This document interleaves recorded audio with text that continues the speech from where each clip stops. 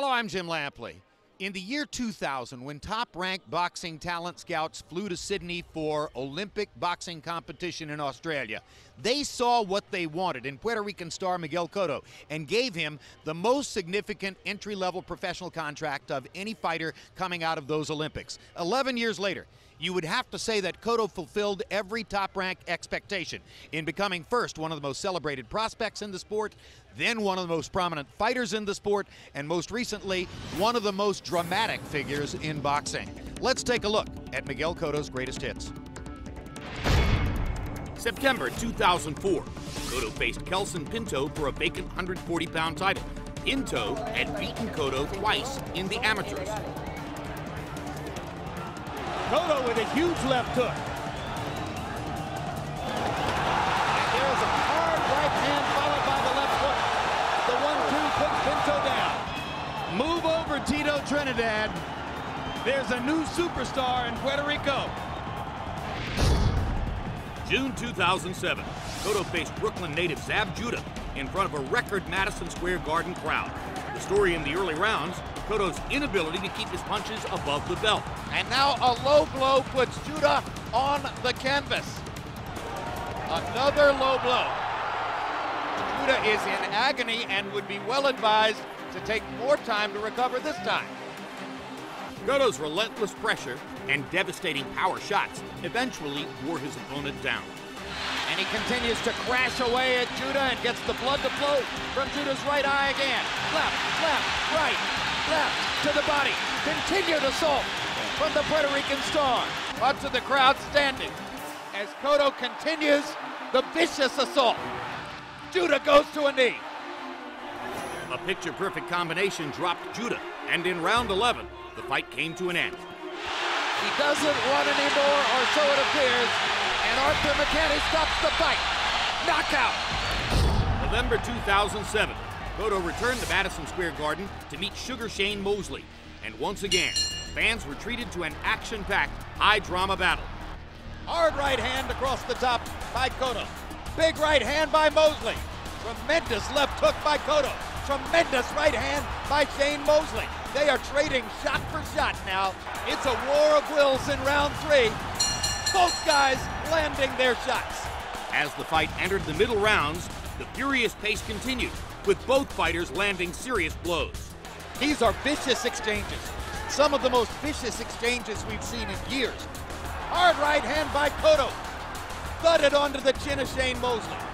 Entering the championship rounds, the fight was too close to call. Big left hand by Cotto. Cotto has energy. Back to fighting the way he fought earlier. What a vicious struggle. And a huge left hand by Cotto. And he has clearly won the 11th. After 12 violent, thrilling rounds, Miguel Cotto was awarded the unanimous decision victory. July 2008 brought Cotto to a highly anticipated fight against Antonio Margarito. Many experts called this the possible fight of the year, and it didn't disappoint. Cotto lands the right hand and holds it up for the crowd to see. Miguel Cotto looks very sharp, very quick in the early going. Now the left uppercut from Margarito, and he steps in the corner and fires away. Now Margarito gets the space he wants and eats an uppercut for his trouble and smiles at Cotto as if to say, all right, now we're fighting. Cotto scored early, landing some thudding blows, but Margarito seemed unfazed by Cotto's best shots. Cotto badly hurt by a series of Margarito uppercuts. Cotto is in trouble along the ropes. Miguel Cotto getting beaten up by a bigger man. It's over. He's exhausted, and it's almost over. The punishment has accumulated to the point where Cotto has nothing left. And Evangelista Cotto's going to throw in the towel, and Antonio Margarito has the victory he's been waiting for all his life. June 2009. After an easy bounce-back victory over Michael Jennings, Cotto met the dangerous Joshua Clottey before a frenzied pro-Cotto Madison Square Garden crowd. And it didn't take long for Miguel Cotto to bring the crowd to its feet. And down goes Clottey at the end of round 1, and Cotto has a vital point. But in round 3, an accidental clash of heads opened a bad cut over Cotto's left eye. With the blood flowing, Cotto brought his aggressive fighting style back to the forefront. Good tackle by Cotto. Clottey came at him, went up onto Cotto's shoulder, and Miguel just put him down. And Clottey appears to be hurt.